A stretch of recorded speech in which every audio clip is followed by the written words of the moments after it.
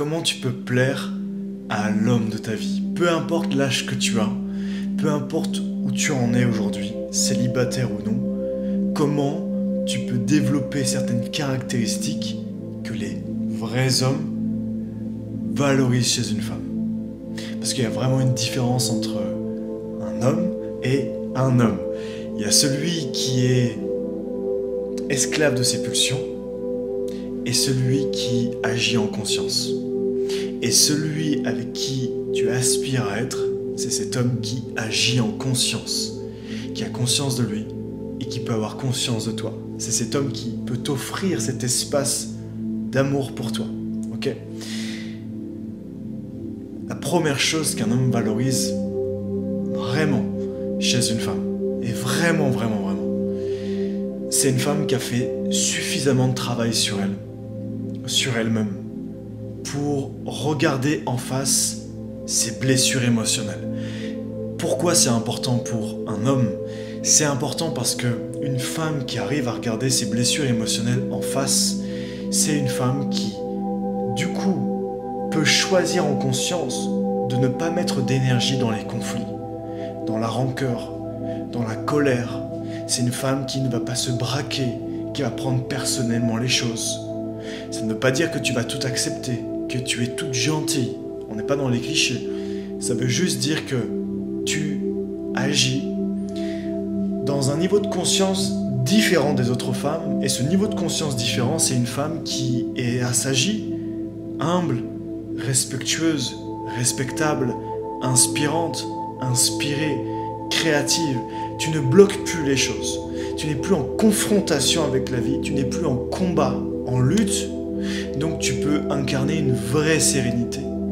Et ce féminin sacré que j'entends souvent chez les femmes que j'accompagne, ce féminin sacré est présent. Cette féminité, cette douceur, cette sensualité est présente sans déconvenue, sans que parfois ce soit le cas et parfois non.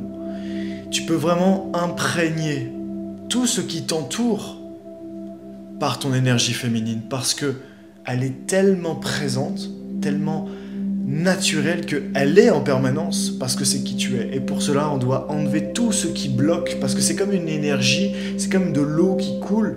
Et en fait, on met des pierres, on met des bâtons dedans pour que l'eau ne coule plus de manière complètement fluide. Et ça, c'est les blessures émotionnelles. C'est notre mental, c'est notre ego, toutes ces parts de nous, ces parts d'ombre, au final, qui nous empêchent de nous révéler à nous-mêmes et qui t'empêchent de donner le meilleur de toi-même comme femme. Et donc, une femme qui introspecte en elle, qui va voir ses blessures émotionnelles, qui sait les transformer, c'est une femme qui, tout de suite, est beaucoup plus légère, plus féminine, plus douce, et forcément elle est plus attrayante parce qu'elle n'a pas peur de prendre sa place dans son féminin, elle n'a pas peur de laisser exprimer qui elle est. Et beaucoup de femmes qui ont des blessures émotionnelles justement ont tendance à avoir du mal à laisser leur place à leur féminité parce que on leur a fait croire que si c'était le cas, elles étaient trop faibles, qu'elles devaient se battre, qu'elles devaient lutter, que la vie était difficile. Et donc beaucoup de femmes aussi se sont retrouvées dans des relations où elles portaient un poids dans la relation qui n'était pas leur poids, parce que souvent elles étaient avec un homme qui était plus féminin et donc qui n'était pas dans son plein masculin. Sauf que si tu veux être avec un homme qui est l'homme de ta vie, c'est un homme qui est sans doute masculin. Pas ce masculin toxique, mais ce masculin divin. Et pour être avec un homme qui est dans son masculin divin, eh bien, tu dois être dans ton féminin divin aussi.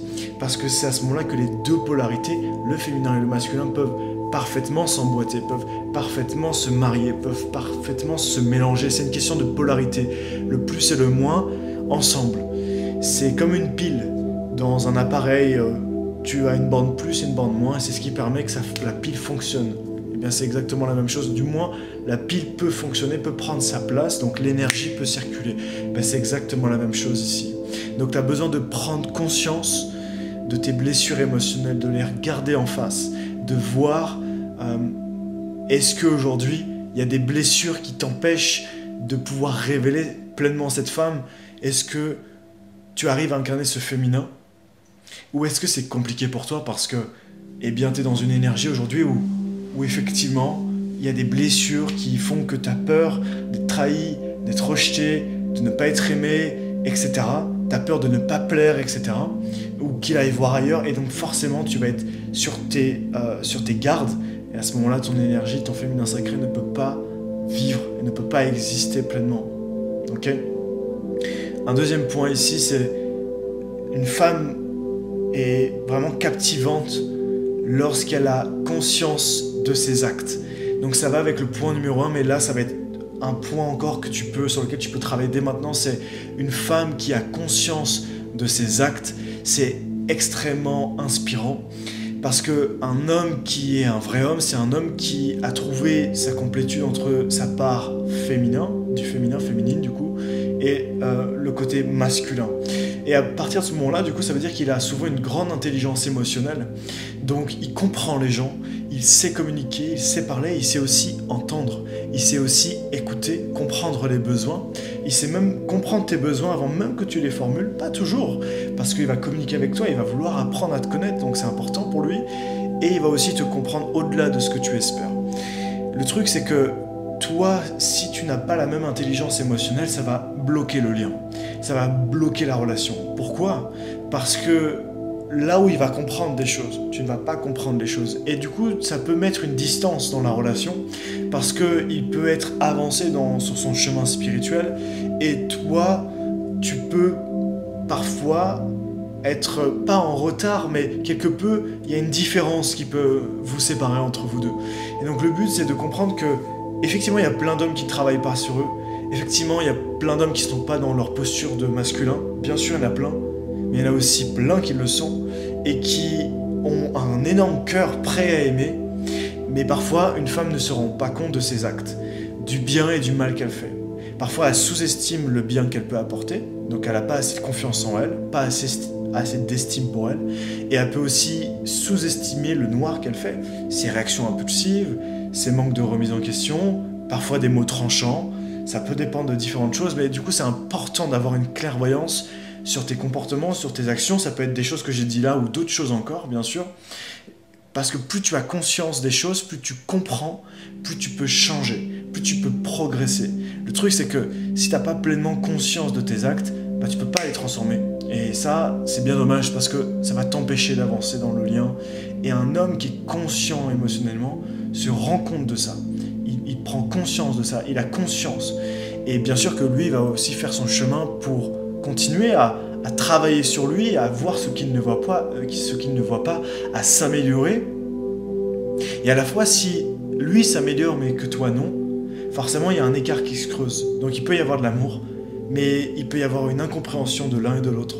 Parce que finalement, vous n'êtes pas au même stade d'évolution, de travail sur soi. Et donc ça met un écart entre vous deux. Donc c'est très important de pouvoir en prendre conscience. Et un troisième point que j'ai envie de te partager dans cette vidéo qui va te permettre d'être cette femme qui captive l'homme de ta vie. Donc comme je te l'ai dit, l'homme de ta vie, c'est soit un homme que tu connais, soit l'homme que tu aimerais, que tu espères avoir dans ta vie. Une autre qualité qui est rare, c'est une femme qui n'a pas peur d'aimer. Une femme qui partage son cœur en entièreté. Une femme qui est dans l'amour, qui donne sans compter. Ça ne veut pas dire être soumise ou être en dépendance. C'est juste que tu incarnes l'amour.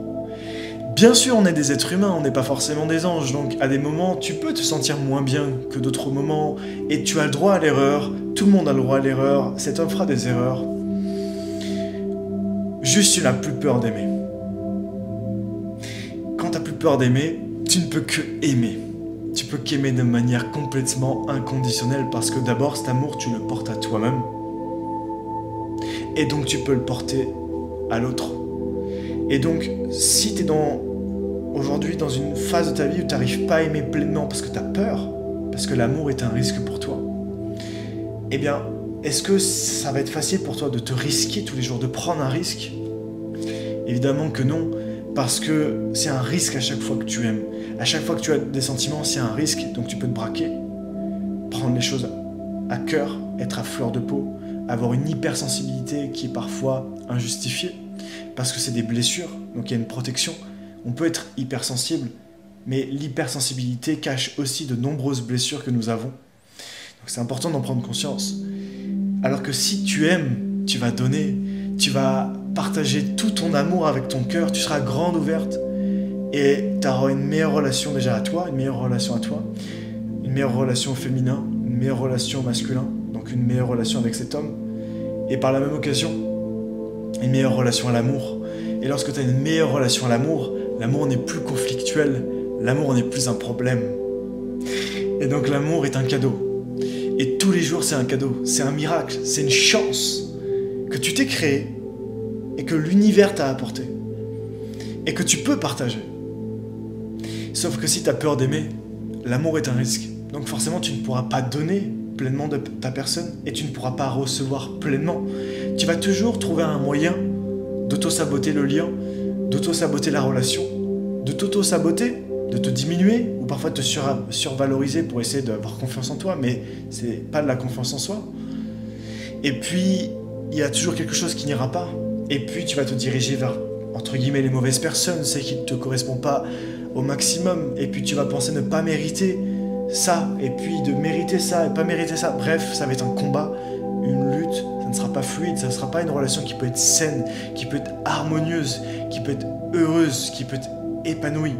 Donc du coup, tu dois améliorer ce principe-là parce que quasiment tout réside là-dedans, sur ta capacité d'incarner l'amour, parce que la vie nous montre bien que l'amour, à la fin, c'est une synchronicité entre deux personnes qui s'aiment profondément, parce que d'abord, individuellement, elles s'aiment et elles peuvent s'aimer entre elles. Parce qu'une relation, ce n'est pas une personne, ce n'est pas deux personnes, c'est trois personnes. Toi, lui, vous. Et donc, l'amour est partout, il est au milieu de cela. Donc, si tu n'arrives pas à aimer pleinement aujourd'hui, c'est parce qu'il y a des blessures émotionnelles comme le point 1 qui font que sur le point 3, tu as peur d'aimer. Donc si l'amour est un risque, et que même si tu aimes le risque, ça ne tiendra pas dans la durée. Tu ne pourras pas être légère, épanouie, heureuse. Ça va être difficile pour toi de te sentir comprise, acceptée, aimée. Tu vas douter parfois des sentiments. Puis tu peux avoir peur des tiens, etc., etc., etc., etc., etc. Donc ça peut être une boucle, un cercle vicieux. Le but, c'est que tu puisses comprendre au maximum ces trois principes. Si tu as besoin d'aller plus loin, que c'est important pour toi d'incarner le principe 3, le 2 ou le 1, eh bien, tu peux m'envoyer un mail. J'ai mis mon mail dans la description. J'ai ouvert un programme qui s'appelle Amour Divin, qui a pour but d'accompagner une femme à se transformer, à transformer ses blessures émotionnelles pour qu'elle puisse incarner cette femme divine, épanouie, magnétique, heureuse, légère, sensuelle, divine, qui attire un homme qui est masculin, qui a ce travail sur lui, qui est dans cette conscience.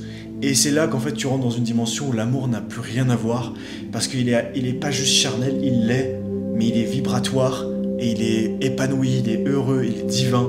C'est entre le masculin et le féminin, et ça, il y a un mariage des deux qui est d'une valeur qui est inestimable. Donc si tu es sur ce chemin-là, que ça te tient à cœur de devenir cette femme, que cette relation, tu aspires à cette dernière depuis longtemps, envoie-moi un mail. Ma spécialité, c'est d'accompagner depuis plus de 5 ans les gens à s'aimer d'abord profondément et à créer des relations heureuses avec les autres. Et donc je sais que ça va t'aider profondément. Donc, mets un j'aime à cette vidéo, commente si tu as quelque chose que tu as envie de partager, je serai ravi de te lire. Et rejoins-moi en m'envoyant un mail ici et je te dirai comment on peut avancer ensemble.